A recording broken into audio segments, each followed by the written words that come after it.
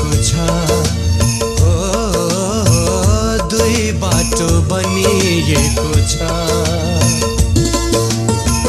एउटा बाटो फराकिलो छ,